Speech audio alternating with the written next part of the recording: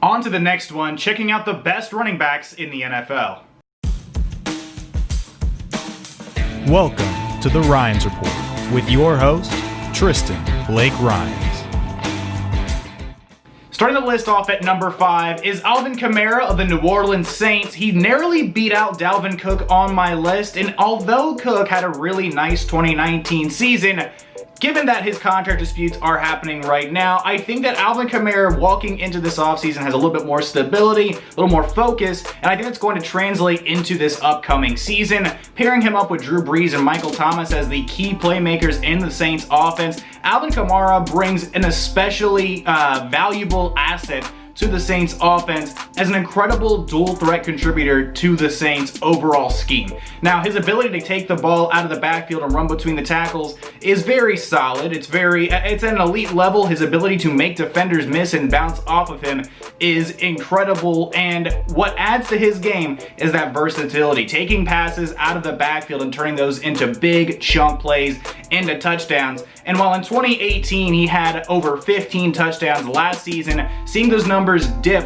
in 2019, I think he's ready for a bounce back. Still made the Pro Bowl, was still a very effective player, but I think that Alvin Kamara going into this next season, especially with the Saints looking around the division, seeing Christian McCaffrey and how godlike he was in the backfield at the running back position as the versatile threat that he was, I think Alvin Kamara is going to see an uptick in targets and more carries this year, even coupled up with Latavius Murray, his running back duo, the ground and pound asset that the Saints also have. Alvin Kamara, in my opinion, is number 5 on the list. He's got a really big season ahead of him, and he might just pass that 1,000-yard rushing mark this year. Number 4 on the list, King Derrick Henry, boasting a 6'3", 238-pound frame, coupled with 4.5 speed coming out of the combine. Derrick Henry is the hardest man in the NFL to tackle, and we saw that on display this postseason against the New England Patriots, Baltimore Ravens, and the Kansas City Chiefs for the most part, even though they couldn't finish the job to go to the Super Bowl.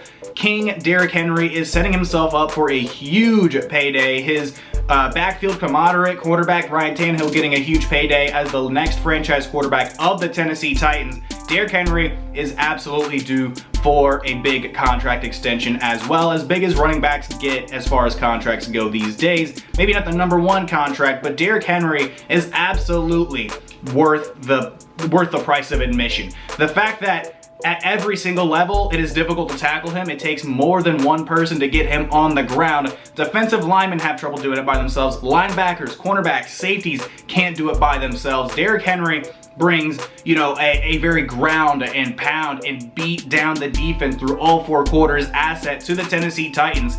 And I imagine they're going to be relying on him a lot this season. Ryan Tannehill was a spark for them last year, right? He was explosive for them when they needed him to be explosive, but the offense runs through the backfield. It runs through Derrick Henry. It runs behind that offensive line, and I expect to see a lot more of the same this year. He could be very well one of the NFL's rushing leaders. I think he could easily surpass 1,200 rushing yards and 12 plus touchdowns on the ground. Derrick Henry, high expectations. He's number 4 on the list for a reason, and I'm excited to see him run some people over this year. Taking things over to the number 3 spot, the New York Giants having one of the most talented running backs in the game, Saquon Barkley, sitting at number 3.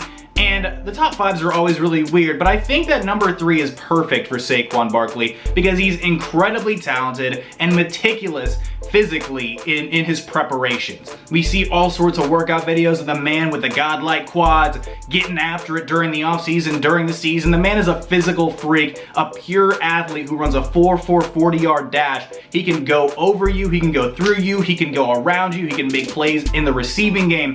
And even after missing a handful of games this past season, Barkley was still able to break 1,000 yards rushing and it contributed a bunch of touchdowns to the Giants offense. Heading into this season, there's a new head coach, Daniel Jones, in his 2nd year, so his development is still going to be very primary, and I think the Giants are going to continue to look to their most talented offensive player in Saquon Barkley this season to make a lot of those big plays, to get the ball down the field his very own way. And I really expect a lot from Saquon Barkley. If he plays the full 16 games, I think Barkley could easily break 1,200 yards, over 10 touchdowns, and be a very consistent threat in the passing game. He's a fantasy nightmare. His explosive potential is through the roof. Saquon Barkley, in my opinion, number 3 on the list is perfect. Taking things down to Dallas, Ezekiel Elliott. They're going to be feeding Zeke this upcoming season, just like they have for the first 4 years of his career. Last year, he still passed 1,300 yards, had a ton of touchdowns, and what's most slept on about Ezekiel Elliott's game is his ability to catch the ball out of the backfield and make plays in the passing game as well. And while the Dallas Cowboys are still figuring out and ironing out the details of the contract with Dak Prescott, it seems more inevitable that it's going to happen.